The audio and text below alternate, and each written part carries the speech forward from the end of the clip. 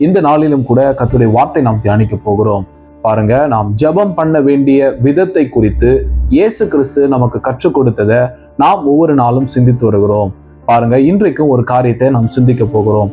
மத்தேயு 6ஆம் அதிகாரத்துல 5ஆம் வசனம் 6வது வசனத்தை நாம் வாசிக்கிறோம். பாருங்க, அன்றியும் நீ ஜெபம் பண்ணும்போது மாயக்காரரை போல் இருக்க வேண்டாம், மனுஷர் காணும்படியாக அவர்கள் ஜெப ஆலயங்களிலும் வீதிகளின் சந்திகளிலும் நின்று ஜெபம் பண்ண விரும்புகிறார்கள், அவர்கள் தங்கள் பலனை அடைந்து தீர்ந்ததென்று மெய்யாகவே உங்களுக்கு சொல்லுகிறேன்.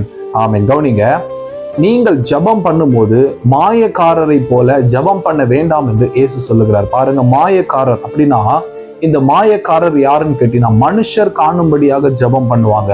அதாவது பெருமைக்காக. பாருங்க, அவங்க வீதிகளிலும் சந்திகளிலும் நின்று மனுஷர்கள் தங்களை பார்க்க வேண்டும் என்று சொல்லி, அதாவது ஒரு பெருமைக்காக, ஒரு பக்தியை காண்பிக்கணும், மற்றவர்களுக்கு தம்முடைய பக்தியை காண்பிக்கணுங்கிற பெருமையோடு ஜெபிக்கிறவர்கள் தான் இந்த மாயக்காரர்கள். இவர்களை குறித்து இயேசு சொல்கிறாரு, நீங்கள் உங்கள் பலனை அடைந்து தீர்ந்தாயிற்று. எப்படி இவங்க பலனை அடைந்தாங்க பாத்தீங்கன்னா, இவங்க மனுஷர் பார்க்கணும்னு ஜெபம் பண்ணாங்கல்ல, மனுஷர்கள் அவர்களை பார்த்து மெச்சிக்கொண்டார்கள், தேவனிடத்திலிருந்து ஆனால் பராது என்று இயேசு சொல்லுகிறார்.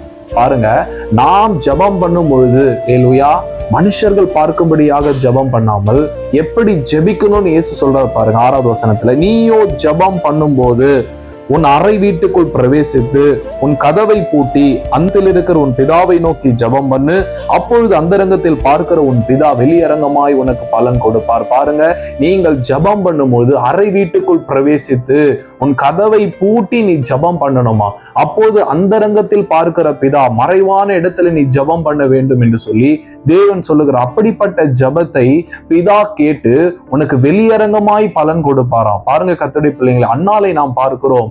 அன்னாள் தன் இருதயத்தில் ஜெபம் செய்தாலாம். ஏலி அவள் வாயை கவனித்துக் கொண்டிருக்கிறான், அவள் என்ன பேசுறானே தெரியல. அவள் இருதயத்தில் ஜெபம் பண்ணினாலும் அவள் வாய் மாத்திரம் அசைந்தது என்று நாம் பார்க்கிறோம். பாருங்க, அந்த ஜெபத்தை கேட்டு கர்த்தர் ஒரு சாமுவேல் என்கிற ஒரு பிள்ளையை கர்த்தர் கொடுத்தாரு.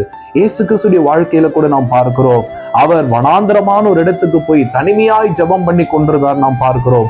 அப்படியும் அவர் சீஷர்களை கூட்டிக் கொண்டு ஜெபித்தாலும் கூட கல்லெறி தூரம் போய் அவர் ஜெபம் பண்ணினார் என்று நாம் பார்க்கிறோம். தேவனுடைய பிள்ளைகளே, உங்க ஜெபம் அந்தரங்கமா இருக்கட்டும். மனுஷர் பார்க்கும்படி நீங்க ஜெபம் பண்ணுவீங்க அப்படின்னா, மற்றவங்க என்னை பார்த்து கொண்டே இருக்கணும், நான் ஜெபிக்கிறது எல்லாருக்கும் தெரியணும்னு நீங்க நினைப்பீங்க அப்படின்னா, உங்க ஜெபத்துக்கு ஒரு நாளும் பலன் வராது.